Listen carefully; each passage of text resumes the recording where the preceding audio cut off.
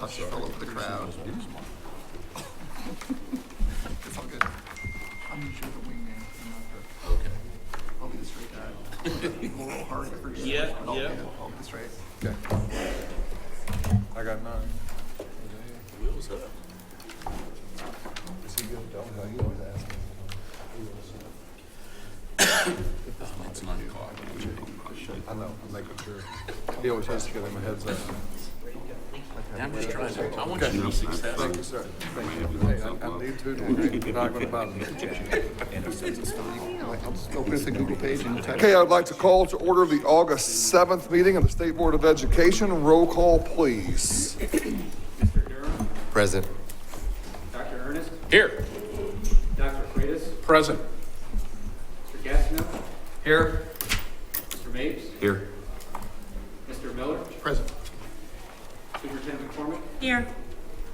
Ms. Moak, Here. Ms. Rentschler, Here. Mr. Walker, Present. Mr. Watts, Here. Okay. Please join me in the Pledge of Allegiance.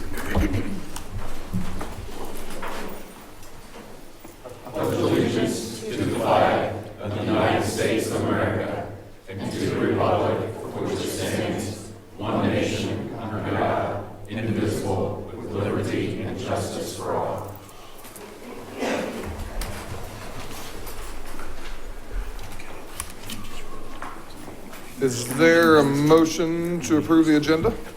So moved. Second. I have a motion and a second. All those in favor signify by saying aye. Aye. Opposed? So ordered. Approval of the minutes from June 5th and July 10th. Is there a motion to approve? So moved. Second, please. Second. I have a motion and a second. All those in favor signify by saying aye. Aye. Opposed? So ordered. There is no statement from the chair. Board member comments and reports. Anybody have anything? Seeing none. Public comment, I believe, Brian, is that now or is it item specific? We have 2 general comments, and then Okay. we have one person that would like to make a comment during discussion item, 2 public comments during discussion item B. Okay. B, So the first public comment is Jeremy Ball, IPS. okay.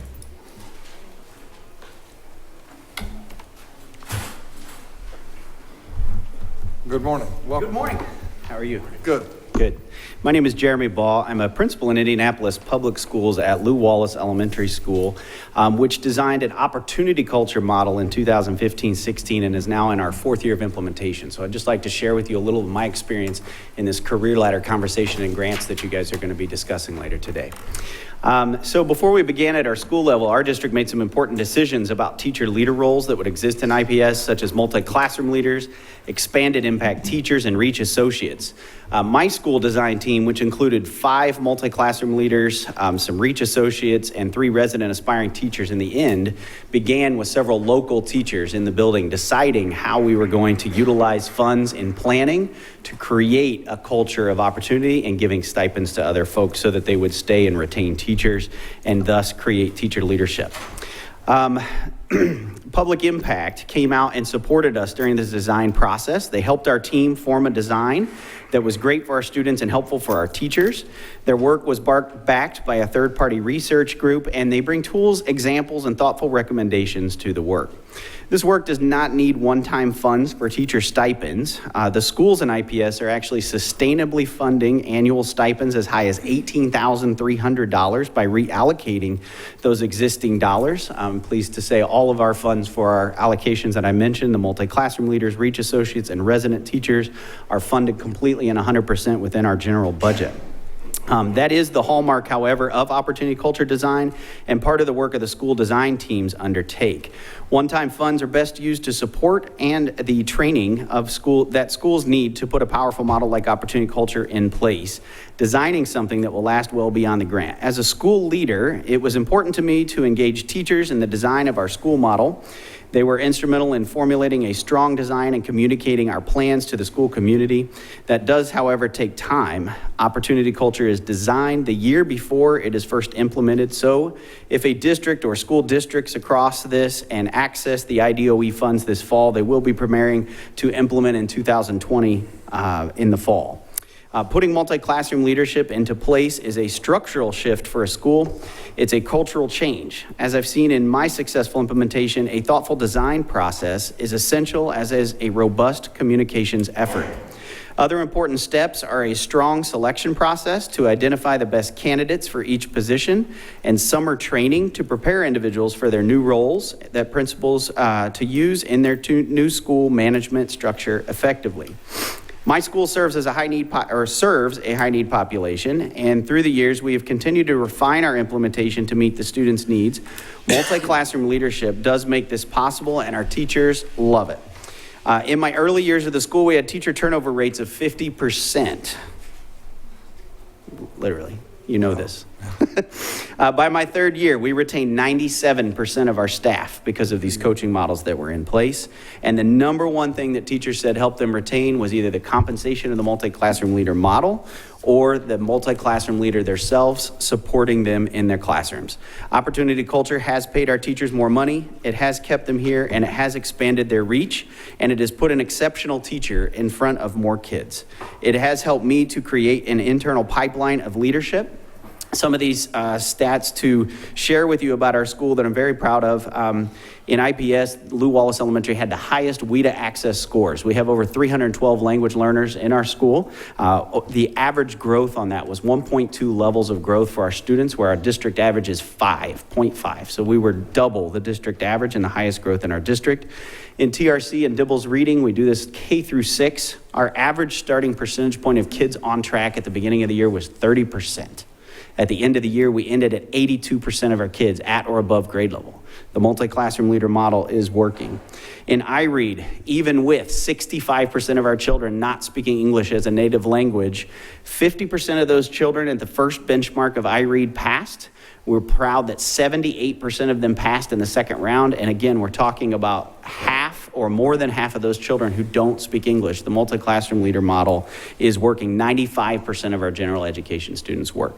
So I would just encourage you to please think about how these funds from House Bill 1008 can be used in 2019-20 for the planning and training needed to structure a career ladder and teacher leadership structure that will last. Thank you. Thank you. Chris Lagoni.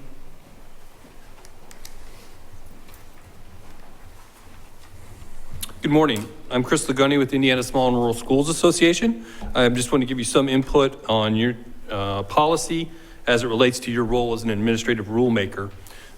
Indiana has developed a system for charter schools right now where there's very little financial oversight. We've all been working on this issue of the virtual school and the funding. I'm advocating for some more rulemaking that decouples the concept that financial oversight in some way stifles school choice or stifles innovation. Indiana set up a system where we don't have a lot of financial oversight for charter schools, and I'm advocating for more because there's no other entity where tax dollars are distributed and have so little oversight. Maybe TIF districts, but that's a conversation for another group at another time. My input is just based on the abuses I've seen in audits of the virtual schools. I think that some more compact language and charter language needs to be very clear on the financial oversight that's expected and to be updated to the authorizers, and then the authorizers should update the board. I think there needs to be a committee review and look at bid processes. That certain amount of dollar amounts are going out, there should be a competitive bid process. When we looked at townships as a state a couple years ago, there was some issues with nepotism. As I read these audits, there's nepotism going on in these virtual and charter school things, and I think there needs to be more oversight. I've seen entities are creating other entities where they're charging themselves rent to a third entity. I don't think that's right for taxpayer dollars, and there needs to be more oversight. I also think that a system of financial oversight does not stifle innovation. I cannot say that enough. If a cancer doctor received a large grant from the feds and the feds required regular updates on their spending, the doctor wouldn't go back and say, well, I can't tell you because that's going to innovate, that's going to ruin my research. So I'm just asking that we reflect on this and say, it's okay to have financial oversight. It's okay that the taxpayers know where their dollars are going, and that has nothing to do with school choice. School choice is the law of the land. Many of my members benefit from school choice, but it's okay as taxpayers that we know where the dollars are going, we know that it was spent in a competitive manner, and we're getting the best value for the dollars we spend. Thank you for the opportunity to speak. Thank you. Is that it, Brian, for public? Okay, before we get to consent agenda, I will be recusing myself from consent item G, the school technology advances. The EVSC receives one of those, so I'm recusing myself from item G. Will you pull that down for Katie? Mr. Chairman, Yes. This is Katie Moat, and I would also like to make a record of my recusal from item B, as in boy, from the consent agenda as well. Thank you. And then, Brian, I believe we have one change you care, or one amendment rather, would you run through that? So, in the board's packet, consent item F. This is the document around the RFP evaluation team.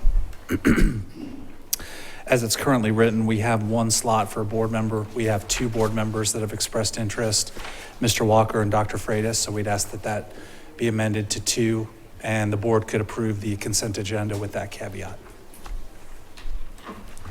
Is there a motion to approve the consent agenda as amended? So moved. I have a motion and a second. We do roll call, or can we just do a voice vote on that? All those in favor signify by saying aye. Aye. Opposed? So ordered. Moving on to new business, Purdue University Fort Wayne Teacher Preparation Program.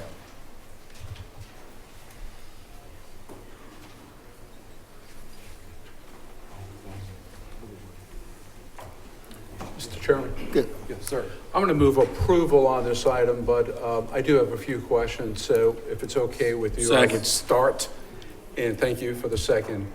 And Scott, thanks for being here in Fort Wayne, Purdue University. Thanks for being here also. We have 3 new members, Scott, and the teacher licensure certification and why Purdue University Fort Wayne is here today may be a mystery to people who are not in higher education.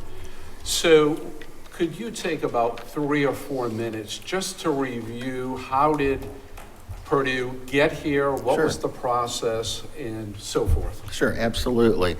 And good morning to everyone. My name is Scott Bogan. I'm the Director of Higher Education and Ed Prep Programs at the Indiana Department of Education. And I'd like to introduce Michael Flory, who's the Director of Assessments and Analytics. I got that right? Yes. At Purdue University Fort Wayne. Previously IPFW, which you may remember. The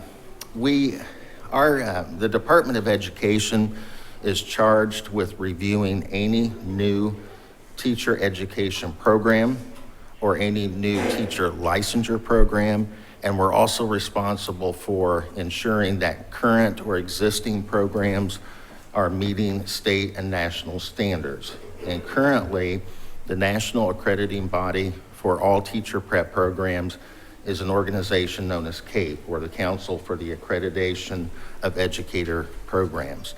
And so this organization, the national standards that align with this organization, also provide the foundation for our state accrediting standards.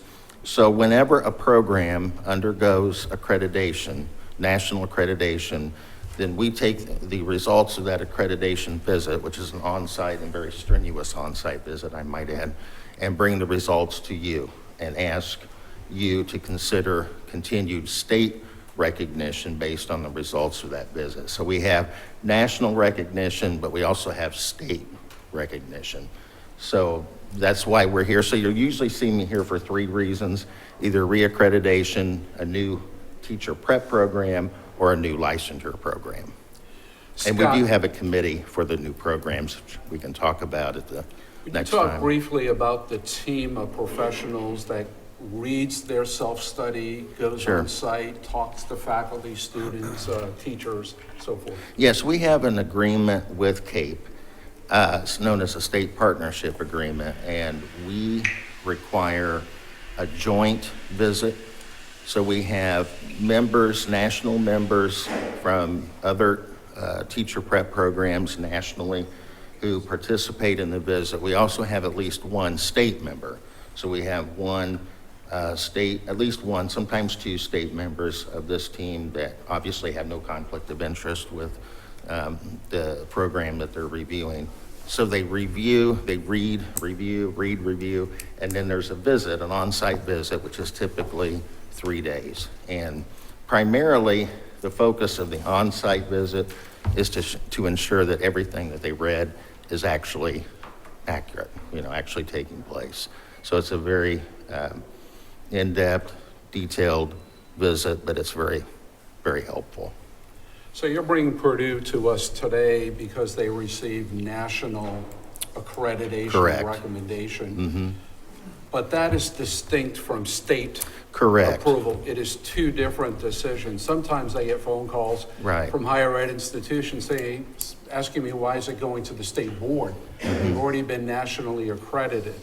But isn't it two separate approvals? And if so, how is the state approval different than the national? The state approval process is different because in statute, it's ultimately the state board that determines continued state recognition. A national accrediting body cannot grant continued state permission, so to speak, to operate within a state. They're only ensuring that that program is aligned to the standards that they expect nationally.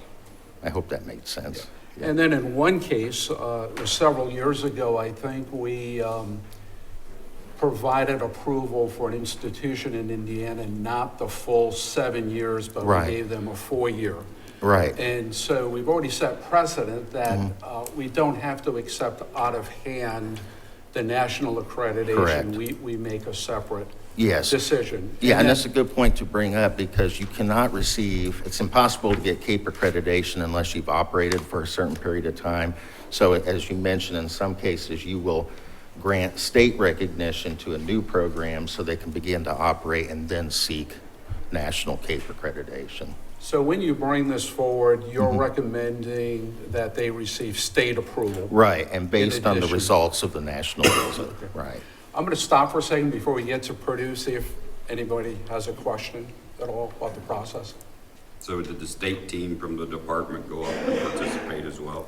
We do not have a state team. We have state members of the on-site team, and the state members are individuals who have been CAPE trained and are selected from other institutions. And either I or Renee Barada, who is, works in our area, either both of us or one of us will also be on this visit, and we serve as state consultants. But anybody from the Department of Education participate on that team?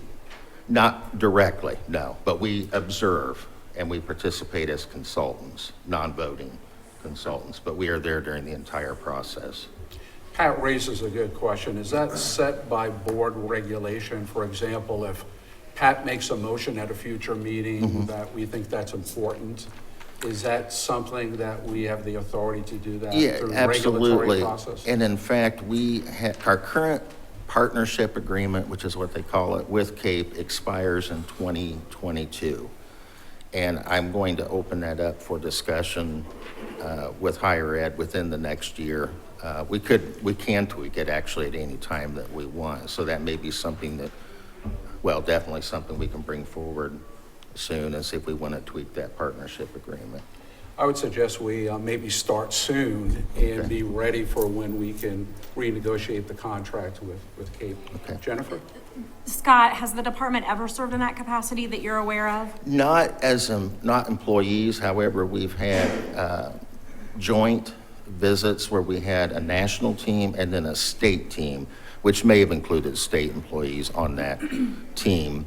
But basically, we had two separate teams participating in an on-site visit, whereas now we have one team that is comprised of state and national members. So in a sense, it's the same thing, but not two separate teams. Thank you. My question is because when I was the director of licensing, somebody from the department was a part of that visit. Right. And made certain that the standards that the department had for teacher prep programs were lined up. Right. So they can make a recommendation to the board for approval. Right, that's what I do, but not as a member of the team, but as a consultant observing the process. But you looked at the state Yes, standards and yes. what they've got approved and Right. they're in line. Right. That's really all I care about. Absolutely, yeah. Thanks for the Yeah. clarification, because if you look at the national standards compared to the state standards, they are different. Absolutely. The right. national standards tend to deal with the College of Education or the School of Education and their decision-making authority.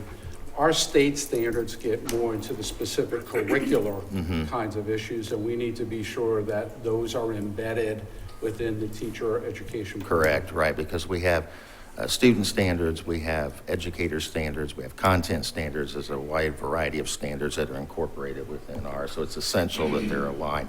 That was one of the reasons why we wanted to ensure that there was at least one state person on that team from another EPP, because we want to ensure exactly what you were alluding to. But again, we can always tweak an agreement if we need to. Well, on to Purdue, if that's okay, Mr. Chairman. And I don't know if you have any questions for Michael Flory. Michael, thanks for being here today. Thanks Congratulations to Purdue on the recommendation. I supported, Dr. Ernest already seconded it. So you're halfway there. Just be careful how you answer the questions. Sure. So we don't reverse. I noticed you have about 47 initial and advanced programs, which is a lot of different programs, and the numbers within each of those programs, some have very few. Correct. Others are heavily subscribed to. But one area I wanted to talk to you about was the alternative route pathways that we have approved. And I didn't see any of those alternative route programs listed. Is there a reason why Purdue's not offering those? I cannot speak to historically why we have not been offering those. Scott, perhaps you have a little more insight into the history there. I've been with Purdue Fort Wayne about 2 years.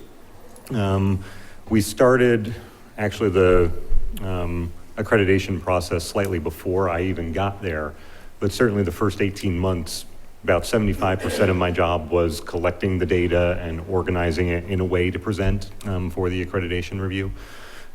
So any historic decisions before that, I'm not sure why we don't offer those alternative programs.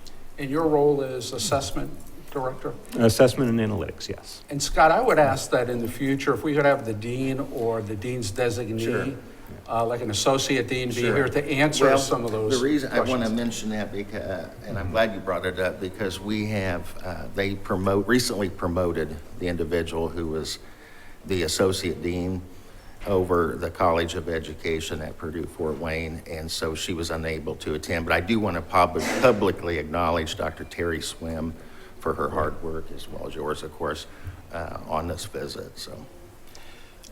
And again, you've met all of the requirements. There were 4 areas that you need to work on for the next visit. Correct. And I noticed that you had 4 conditions from the prior visit, and you've met all of those in the most recent one, so you're Yes. really in good shape. I have a question about going after your insight about the rigor of the process and whether it was valuable or not. Institutions spend tens of thousands of dollars on this, and faculty and students and staff spend a lot of time. Is it worth it, and why? Yes, so to the first part, we actually did the numbers internally, and we estimated it's actually closer to hundreds of thousands of dollars per year to maintain this kind of accreditation once you roll in all of the hours to do this. It is extremely rigorous. We produced volumes and volumes of data throughout the 5 to 7 year cycle of the accreditation process. It's not something that we just come in and we put it together the month before people show up or before we have to review and submit our report. It's that ongoing process. And that's something that CAPE, the accreditor, is really pushing, that they want continuous improvement. They want reflection, professional reflection, but based on data. And so across each of the standards, we have several different internal reports that we're producing. There's now a system in place to periodically, usually monthly, review various specific data items, whether it be assessment, whether it's enrollment, demographic data. Also, the documentation that needs to be in place to prove that this is happening and not just something we say is happening on paper, but that there really are monthly minute reports that show this is happening. And it gives us the chance to look back then at the end of the year and say, well, these were the 6 meeting outcomes. Who's going to tackle those over the course of the summer now that we have a chance to breathe a little bit? So yes, it is extremely rigorous, but it definitely forces you to stop and think and look at what's going on in a very honest, kind of non-emotional way once you really get to dig into it a little bit. And I noticed the team cited you being the institution, for your commitment to continuous improvement, and not only a commitment to it, but actually implementing it in multiple ways. So what you just said dovetails with that. So again, I'm motioning that we approve Purdue University Fort Wayne for state accreditation, and congratulations. Do you mind if I make one more Scott? quick comment? You asked earlier about alternative programs. There was a time a few years ago where every program or EPP had to offer a transition to teaching program, but it was changed from must to may offer. However, they are to be in partnership or have an agreement with another institution to ensure that those who are interested in T2T, for example, his institution, would be directed to another institution that does offer a program. And I can double check on this, but I'm sure in most cases it would be Purdue, since they all fall within the umbrella. So there is a step to guide those who are interested in T2T, but perhaps the EPP doesn't offer it. They are to direct them. So I just wanted to clarify that. The impetus for the board establishing these alternative pathways to licensure was to meet some of the shortage areas. And there are some universities who are doing terrific work in the state, but not all of them. And I don't have the statistic, but I want to say maybe 10 out of all of them are offering alternative, but don't hold me to that. But as we're looking at going forward with maybe some recommendations, I think it's incumbent upon the universities to help us as a state meet some of those shortage areas by having an alternative pathway. The alternative pathway programs we approve meet the same standards. So we're not lowering the standards in any way. They're just an alternative route to get there. And I think it holds major promise. So Scott, if you can put that on your agenda to talk about too, then we'll try to enlist some board members to do that. Mr. Chairman. Sir. Any other questions? Okay, we have a motion and a second. Roll call, please. Mr. Durham? Yes. Dr. Ernest? Yes. Dr. Freitas? Yes. Mr. Gastineau? Yes. Mr. Mapes? Yes. Mr. Miller? Aye. Superintendent McCormick? Yes. Ms. Moe? Yes. Ms. Rentschler? Yes. Mr. Walker? Yes. Mr. Watts? Yes. Motion passes. Thank you. Good luck. Moving on to new business, item B, Faith Academy request to amend the Freeway contract. Good morning. Morning. To Dr. Freitas' point earlier about having new membership on the board, I'll provide a very brief summary of the Freeway Accreditation program just to inform the new board members in case they're not familiar with them. Freeway Accreditation is a alternative form of a state accreditation that the legislature has created in Indiana Code 20-26-15. This form of accreditation allows a school or school corporation to receive accreditation that allows them to waive certain statutory and regulatory requirements for a trade-off of enhanced accountability and performance metrics. Part of that Freeway accreditation is the requirement to enter into a contract with the board, which brings us to the request here today. Faith Academy has requested to amend its current contract, which is permissible under the law, to go from one school and subdivide that into 3 separate schools with new school numbers.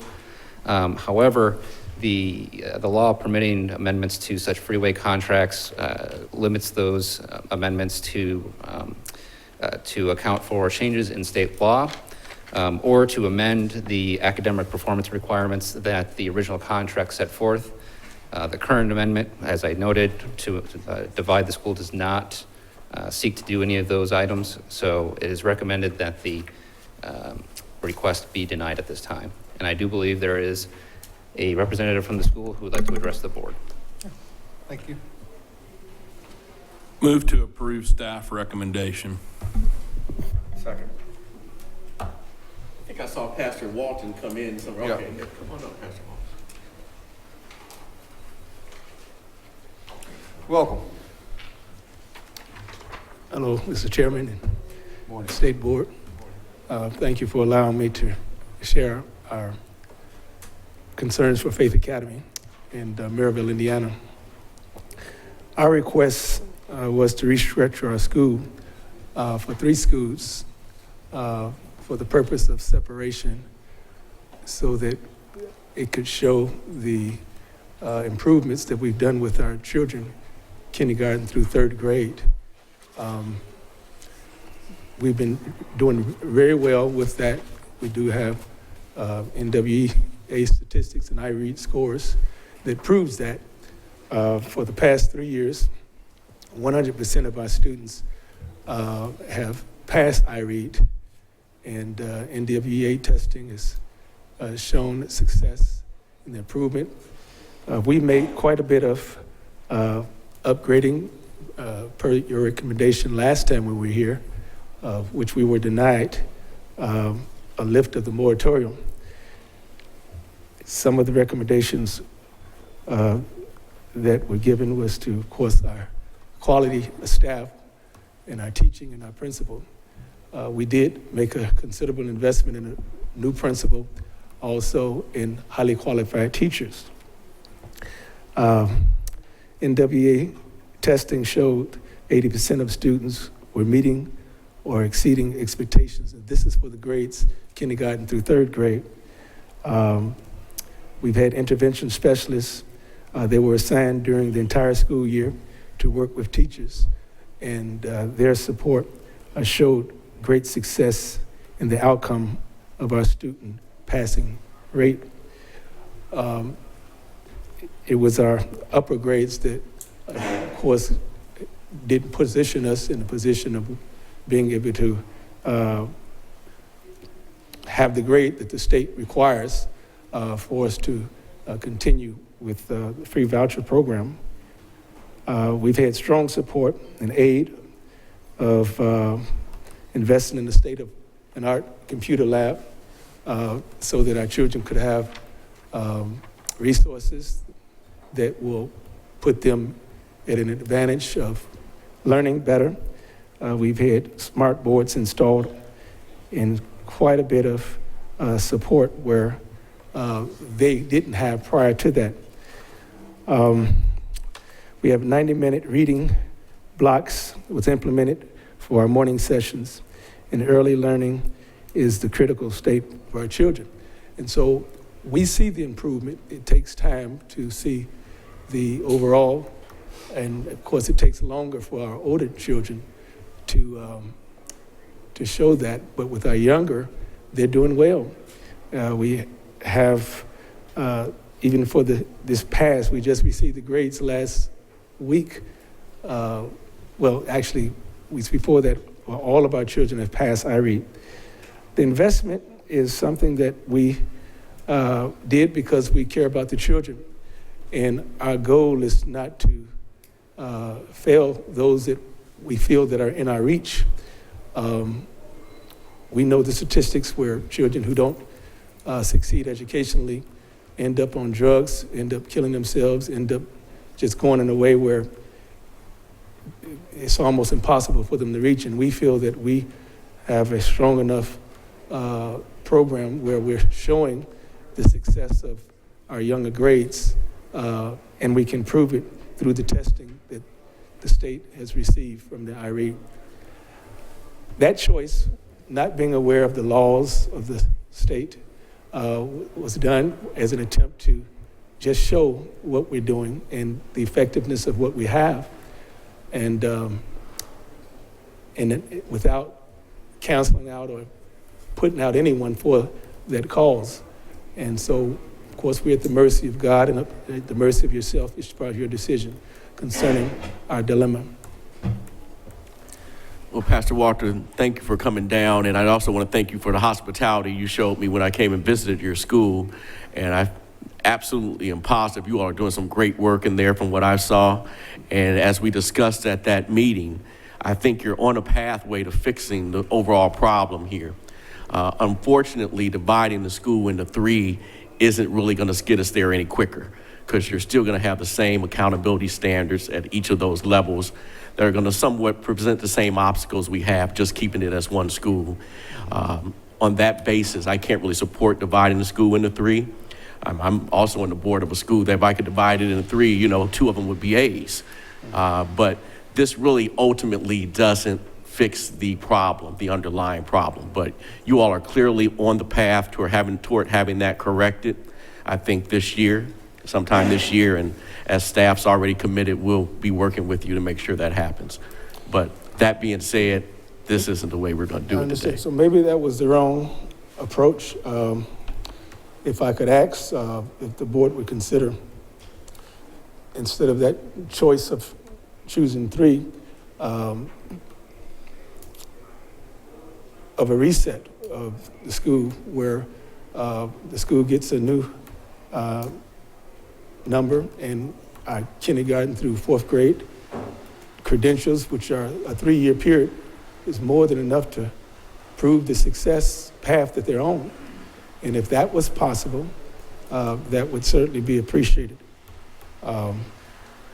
Because we have the statistics, we have the data, we have the proof of them being on that path and saving some children who otherwise could be lost in the process. And I totally agree with you, and we're going to work with you on that, but it's just not part of this request today. Mm-hmm. I think it's still not too late if you want to withdraw this request. Okay. Well, I thank you for, at least hearing the concerns, and appreciate the work that you're all doing. But we're fighting, trying to send for these children, and my heart is hopeful that you understand our position. So do you want us to move to action on this, or do you want to withdraw it? I'd rather withdraw it. Thank you. We move your motion. Second? Make a motion. Oh, okay. Good. Thank you for coming down. Thank you very much. Tim, we have a motion and a second. What's the process to withdraw this?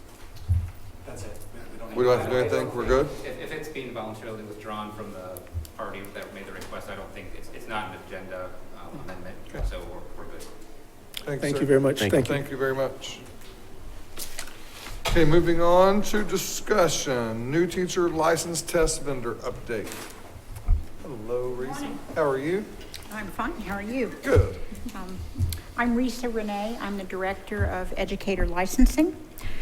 My update is going to be very brief. Since the July meeting, when you passed a resolution adopting ETS and the National Testing Program, we've been working to get our calendars together, and we have our first face-to-face meeting with their Indiana team tomorrow.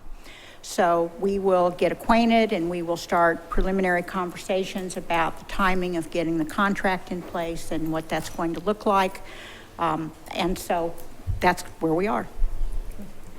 Any questions? Thank you very much. Thank you. Moving on to B, assessment update.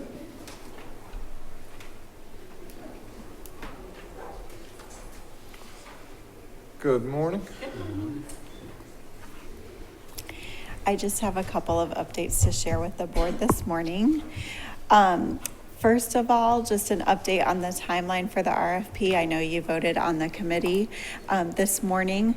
We are starting the drafting process of that RFP for our college entrance exam. Based on the timeline that was proposed, we're anticipating that the state board will have the opportunity to review and approve that at the end of September, from September 26th to October 2nd. So wanted to make sure that those dates were on your radar. Secondly, we do have the Istep retest window that's currently open for students that need that retest opportunity, and that continues through the middle of August. We also have our big release next week to schools and corporations receiving their iLearn and IM data from spring of 2019. So that is scheduled to occur on August 15th. Right now, we're in the course of completing all of our replication and QC efforts on that data set. We are planning to have the public release of that data following the state board meeting on September 4th. And those are my updates for this morning. Any questions? Thank you very much. Thank you. Moving on to discussion item C, formative grant updates. Good morning. Morning. We requested that anybody who wanted to be reviewed in the second extended window would submit a letter of intent to us. We received 7 letters of intent for 12 products. 6 of those products were not reviewed in the last period, and 6 were reviewed in the last period. And we will accept those applications, either resubmits or new submissions, up to October 1. 7 of the 9 current reviewers of window 1 are available to review the second window, so we have high confidence that we'll be able to apply the same standard of review for using the same criteria for these new and resubmissions. Any questions? I know it's an undertaking, so Say that again? I know it's an undertaking, so thank you for that work. I think it'll give some schools some freedom. Move to adjourn? Oh, we got one more. Like you're going Brian, we have one public comment here on this one, is that correct? We have 2. 2, apologies. So moving on to D, Teacher and Student Advancement Grant Fund update. Welcome. Good morning, Chairman, Superintendent, and board members. I'm John O'Neill, representing the Indiana State Teachers Association. Just have a few brief comments on the grants. ISTA supports the career ladders as an opportunity for dedicated educators to advance professionally and also to receive increased pay. As we all know, many educators leave within the first several years of teaching to pursue other endeavors.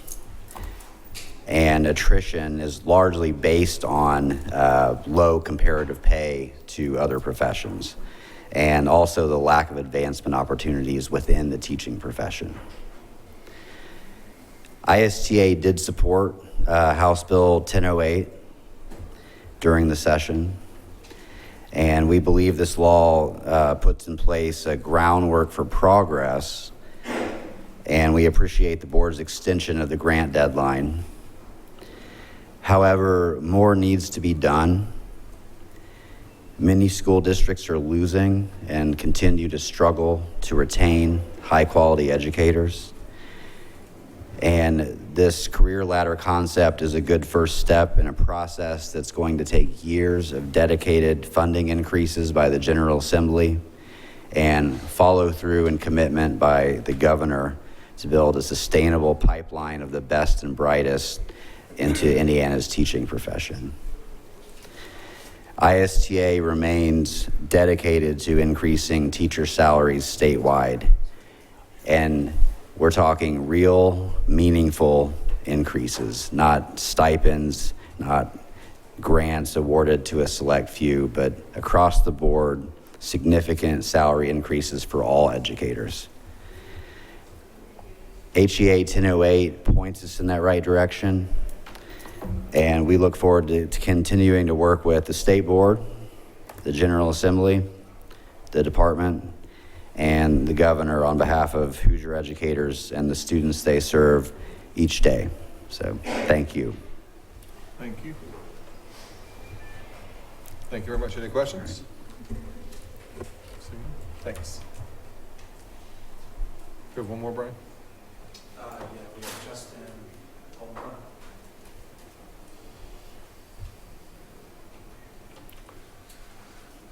Good morning. Morning.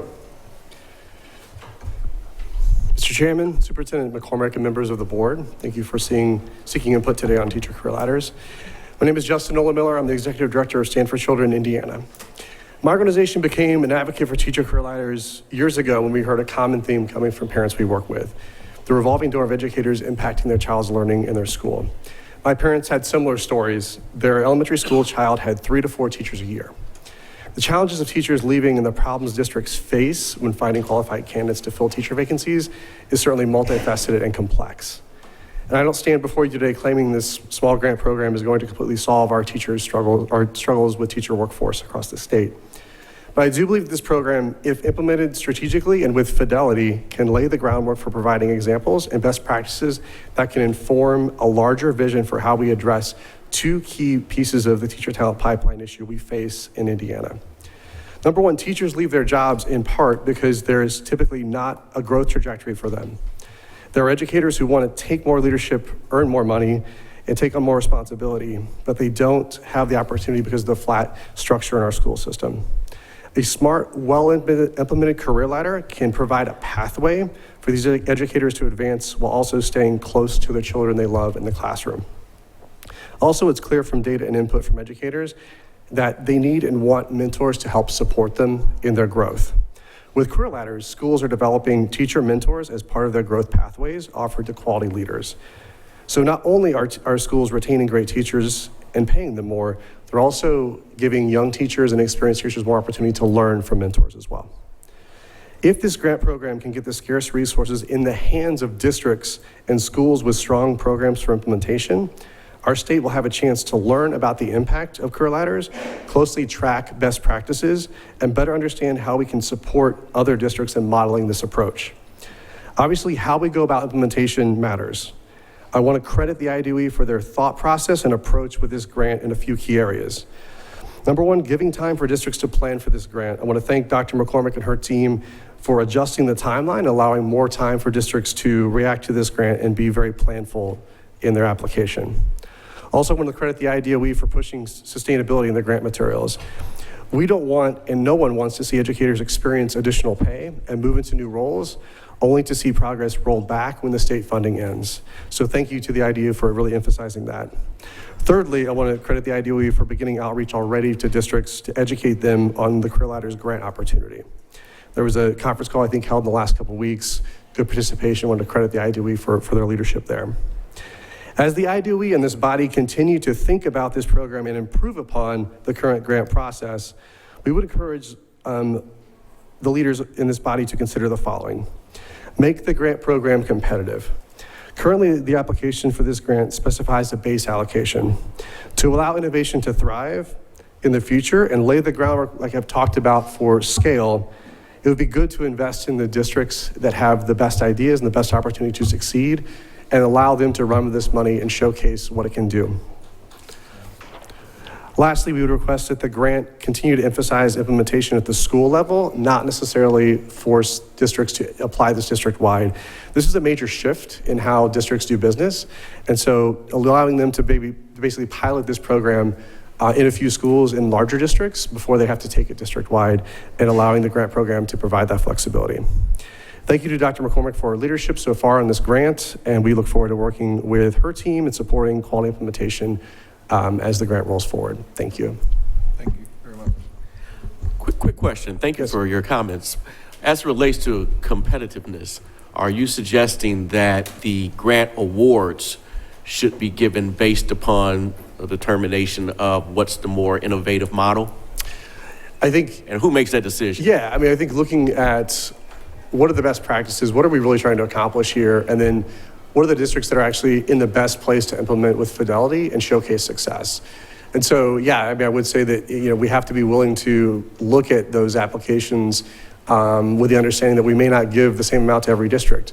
Understanding we may want to invest in few and go deeper with implementation in a few, knowing that the benefit will pay off later down the road with strong implementation in select districts where we can point to and say, look, we learned a lot from this district in their implementation, and then we can basically take those teachings and apply them to statewide. I mean, the idea behind this pilot program, which was supported by our organization, the IST and others, was to really invest in districts, find those best practices, and figure out the best place to scale, the best way to scale this across the state in the years down the road. I think the IST mentioned the fact that part of the struggle that our state has is really providing that pathway for growth and additional pay for teachers.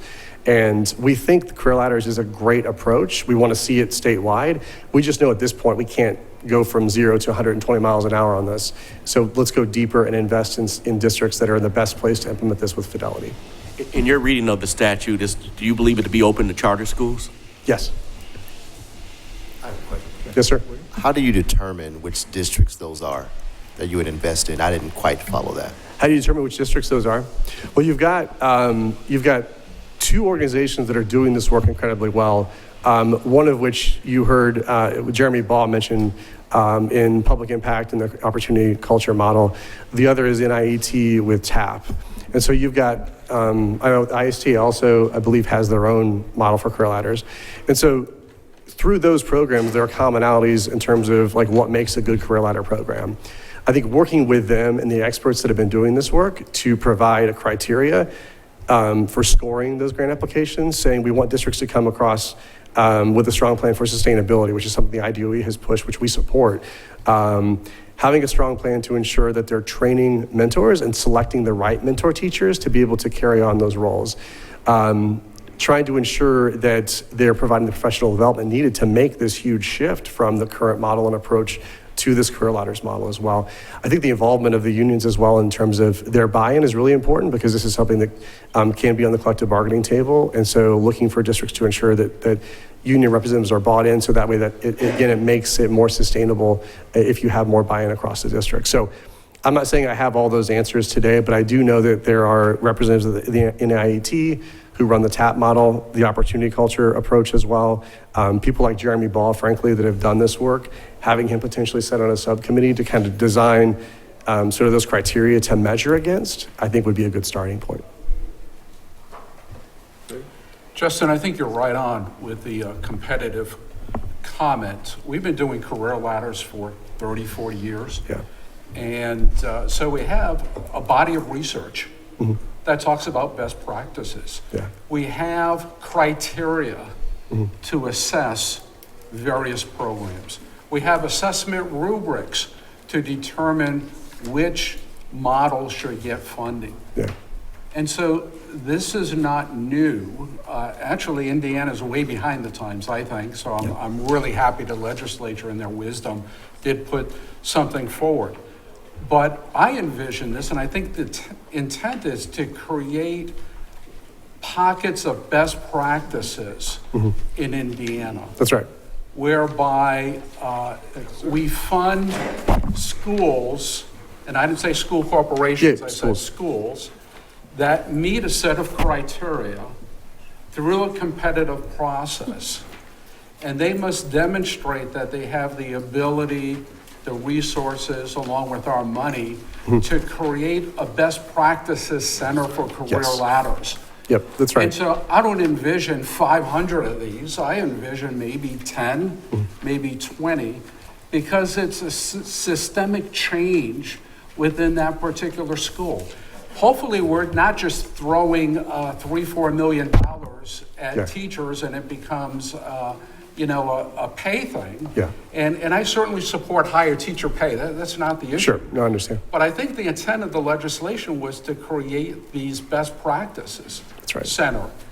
And so through the application process, it's incumbent to identify a set of criteria based on research and have each school demonstrate how they meet that criteria. And experts, whoever that may be, it may be DOE people, I'm hoping we have some people there who could do that, I trust we do. They would make a determination on whether that school meets that criteria and whether they have the will and the ability and the sustainability after the money runs out to continue it. Yep, I think you're right. And I'll also say again, thanks to Dr. McCormick and her team, there's now a window of time to take a step back and really think through this and build in those processes, sort of find out those leaders in IDOE that can help drive this process and bring those folks who know the best practices to the table to really help assess the grant application. So I think that's correct. So in these school transformations, we're creating a new system. Right. We're just not throwing money. Here's more money, do what you want, and this teacher gets a little extra. That's right. That's not what the intent of the money is. And frankly, I think it'd be a waste of money to do that. Schools should put forth a new system of operating that will empower and in some cases unleash teachers to do new things and stay in the classroom. The career path has been, you're a teacher, you move up to be an assistant principal and a principal and a superintendent. A lot of teachers don't want that. They want to stay with their students. So this is a golden opportunity. Let's not blow it by being foolish. It's going to take some upfront time to create the criteria to be sure that it's done correctly. But now's the time to do it right. I agree with your assessment. And the other thing I would say is, while it's not new, for sure, what's been the struggle is taking what's been happening in some of these districts that have succeeded and really then elevating that up to the state level to determine what is the state's role and really trying to help the growth of this approach. And so there are so many people that are doing this work. I think you heard from one of them, Jeremy Baugh. And the one thing that I can tell you is the intentionality around how this work is done matters most. If it becomes another grant program or another way to get just money to teachers, that is not really the intent. That's not the power of career ladders. It's creating systemic change that build basically a teacher professional development community that frankly just changes the culture in a building.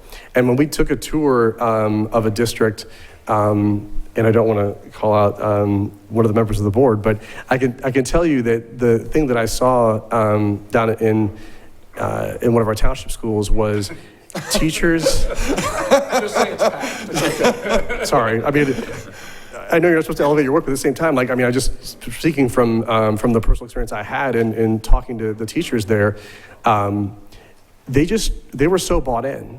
They were so bought in. They had never been to a place where their professional development mattered most. They never been to a place where they felt supported. They never had been to a place where their leadership was really driving that building. So it was just earth-shattering for me to see the benefit of this.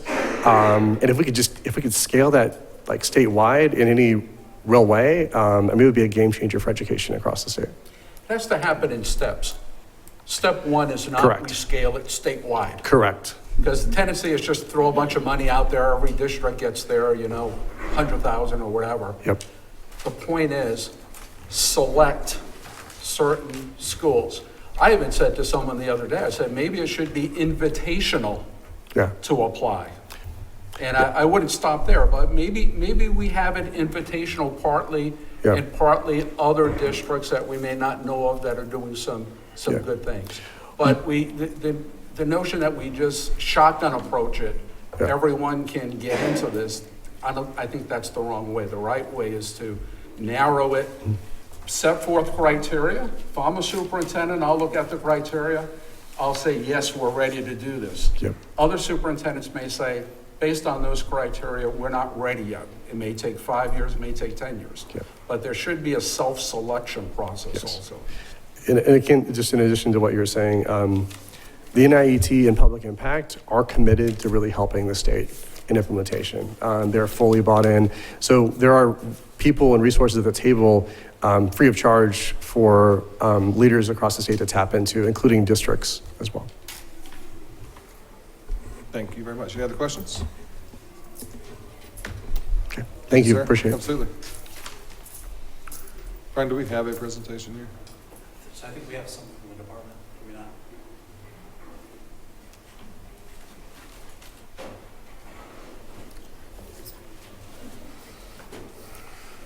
Good morning. Good morning. Morning. How is everybody?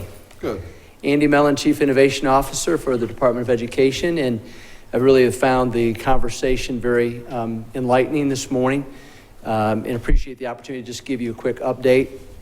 We have extended the deadline for the career ladder application. Of course, looking at the legislation was somewhat prescribed in terms of how this was laid out, and we're sticking to that legislation. The distribution of funds has to occur during the 1920 school year. It's $3.5 million that must be allocated in 1920. So with that in mind, and being a former superintendent, looking at if it was me, how would I go about this? That is how we and our team at the department decided to put the application together. Extending it to December 2nd, we were listening, and we do want to give opportunities for districts to have the opportunity to prepare a thoughtful application process. And so I think the extension of the deadline, I appreciate Dr. McCormick's consideration of that as well, and we feel good. It's important that up to 30 districts could be awarded these funds, up to, doesn't mean it has to be 30. But $3.5 million, although I think it's a good step in the right direction, as has been discussed by this group, for long-term sustainability, that's not enough funding, not even close. So I agree, looking at best practices across the state of Indiana is going to be important. There are many districts, I know there are TAP districts, there are opportunity culture districts in the state. The overwhelming majority of districts in our state utilize RISE or modified RISE. It is our plan to not just put a webinar together related to this whole process, but to also go out and do regional meetings. So I will personally be going out in the north, central, and south to really have informational meetings relative to the application process, talking about that criteria. There are 11 specific criterion inside of the legislation that we need to make sure that school systems understand. The concept is good. We all want to find more dollars to try to incentivize teachers. Teachers are looking not necessarily as much for additional dollars at times, but they just want to be recognized for the value that they bring to the table. So if a district values them through leadership and mentoring opportunities, as I've been out in the 6 months I've been in this position, that's what I'm hearing a lot about.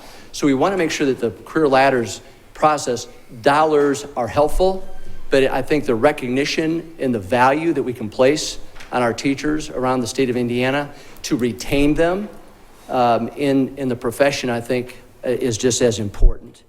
The sustainability ultimately will be the long-term goal of these efforts, and making sure that we can put forward some models that our legislature can observe and see that those outcomes definitely legitimize more funding support.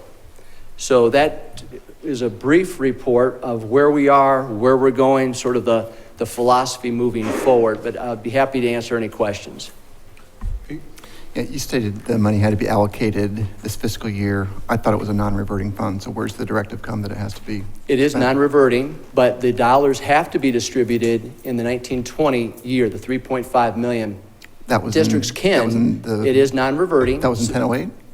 Yes, in 1008. Okay. The dollars have to be distributed to districts in the 1920 year. So if applications come in December, if we bring forward a recommendation to this group for approval in February, the dollars themselves can be distributed out. Districts could begin to allocate those dollars, 19 and 20. They could, from a non-reverting perspective, allocate those dollars over the subsequent 2 years. Okay. So the dollars have to be expended over a 3-year period. I'm not going to get in the weeds here, but if you could share with me where that is, because I'm not seeing that. Sure. And this one comment, it does say that it's limited to 30 schools per year. I think what I'm hearing this morning, it's $3.5 million divided by 30, divided by 3 years, that's $116,000, which isn't going to have the impact. So I'd suggest that 30 is a ceiling, but that does not need to be a floor. And what I'm speaking for myself, but I'm thinking, 5 to 10 or something would be a better, more into the spirit of what the legislation is trying to accomplish. Totally agree with, from the perspective of, we have to really look at, it's $116,000 if you divide the 3.5 by 30 districts, then you divide that by 3, and now all of a sudden you're down to very little revenue coming to those districts. So the legislation says 30 can be considered. I think ultimately we need to bring forward to this group a real thoughtful group of districts that we believe can not only implement the legislation, but do so in a very high level, so it is best practice, and they could become models for the rest of the state. And again, it's about sustainability in funding, so we want to make sure that the models that we bring forward for your consideration, they're ones that can deliver outcomes that would justify that sustainable long-term funding. Just to be clear, the department has not put a specific number, so we are not dead set in, we are going to give it to 30 districts. I think we will be hard pressed to find double digits. So but a lot of it is beyond the thing we should be talking about, because $3.5 million is not going to go far at all. And that sustainability, regardless of our conversations today, is a real concern. And so that's a deal breaker for many of our districts who are trying to weigh what are they going to do with this. So that piece of it, but the information gap on how you actually implement such a program is, I think, where Indiana, where you mentioned we're behind on this one, there's just a huge information gap. So I think with Dr. Mellon going across the state to try to get information out to superintendents, to CFOs, to teacher leaders, to say this is what this is, but then a lot of it goes back to, from what we're hearing, is the financial sustainability of it. So, but we've no way said 30 districts, that's where we're going. We know that money is going to not get us very far at all. So, but that, I don't want this board to walk away with thinking we have got to hit 30, that's our goal. That's truly not it. No. We don't have a number in mind until we start seeing what comes in and who's even interested. The other thing, if I could just add real quickly, I think it's important to note that a lot of districts in our state have already made on their own career ladders as part of their focus. And I've spoken not only from my own perspective, but from my colleagues around the state. We superintendents understand the need to attract and retain talent.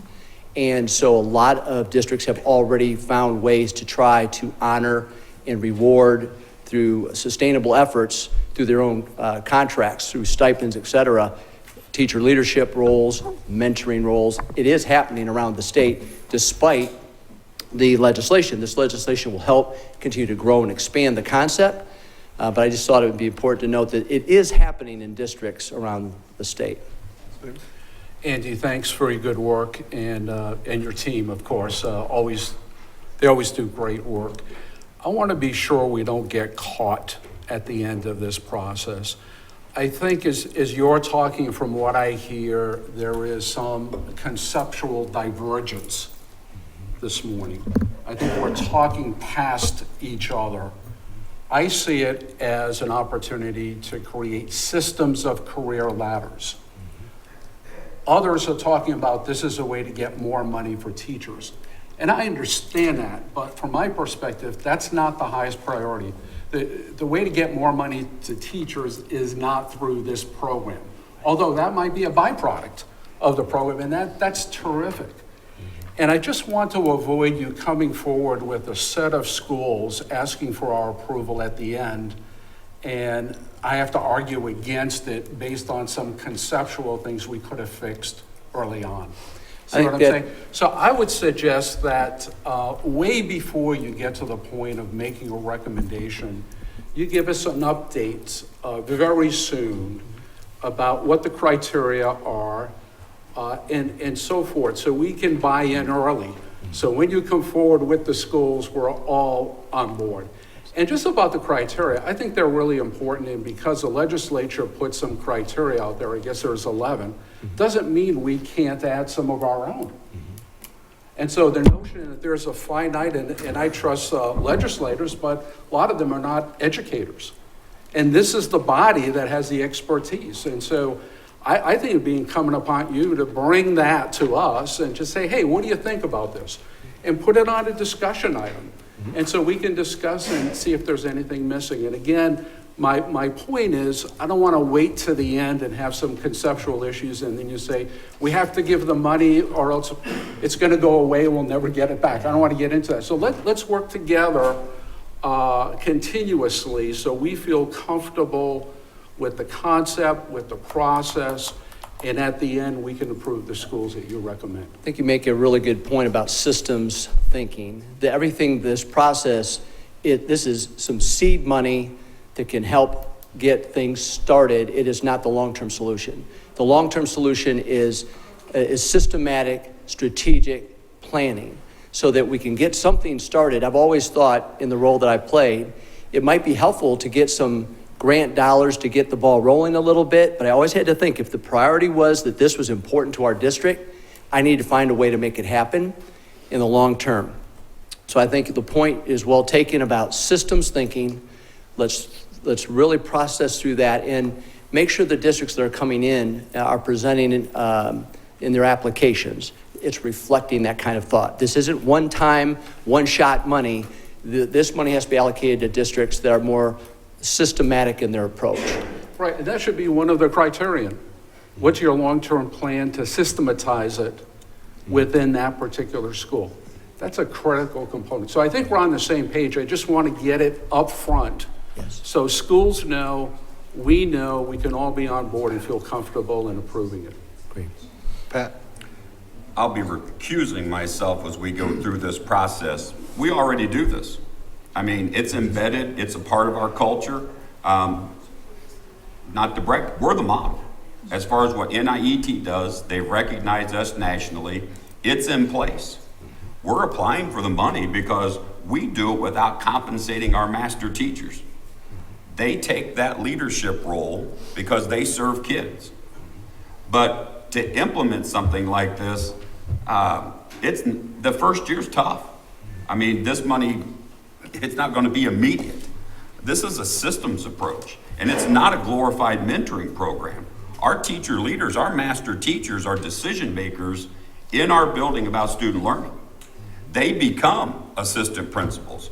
Other districts come and steal them away and make them assistant principals and principals in their school district, because it is a career ladder path that works.